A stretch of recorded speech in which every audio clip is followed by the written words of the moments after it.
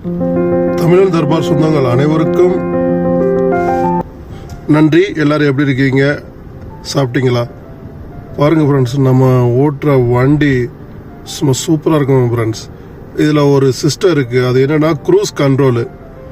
அந்த பட்டனை தட்டி விட்டுட்டு நீங்கள் வந்து 120 வச்சு தட்டி விட்டீங்கன்னா நம்ம ஒன்றுமே செய்ய வேண்டாம். காலை வச்சு ஆக்சிலேட்டர் கொடுக்க வேண்டாம், பிரேக் மிதிக்கலாம். சும்மா அப்படி இந்த ஸ்டீரிங் வட்டை மட்டும் பிடிச்சிக்கிட்டே இருந்தால் போதும். அது பாட்டில் 120க்கு கீழேயும் போகாது, 120க்கு மேலேயும் போகாது. அப்படி ஒரு சிஸ்டம் இதில் க்ரூஸ் கண்ட்ரோல் சிஸ்டம் இருக்குது. ரொம்பவே நல்லா இருக்குது. நம்ம ஓட்டக்கூடிய வண்டி ஜப்பான் வண்டி லெக்ஸஸ். பாருங்கள், நல்ல பெரிய வண்டி.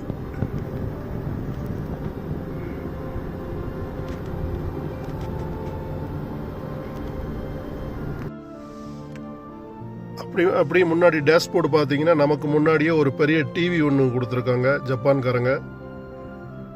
எல்லாமே சாஃப்ட் டச் தான், சாஃப்ட் டச்சு. அப்படி இங்கே ஸ்டீரிங்கை பாருங்கள்.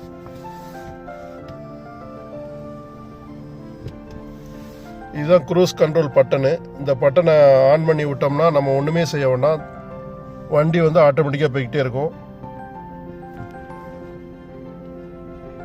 கிட்டத்தட்ட பாதுகாப்புக்கு மட்டுமே கிட்டத்தட்ட ஒரு 8-10 ஏர்பேக் இருக்குது. 10க்கு மேலான ஏர்பேக் தான் இருக்குது. லக்ஸுரி வண்டி. இதனுடைய ரேட் வந்து 50 லட்சம் 60 லட்சம் இருக்கும்னு நினைக்கிறேன். 1/2 கோடியை தாண்டி போகுது. வண்டி செம ஸ்ட்ராங்கு, டபுள் ட்ரிபிள் ஸ்ட்ராங்கு. அதே மாதிரி சொகுசு சரியான சொகுசு இந்த வண்டி.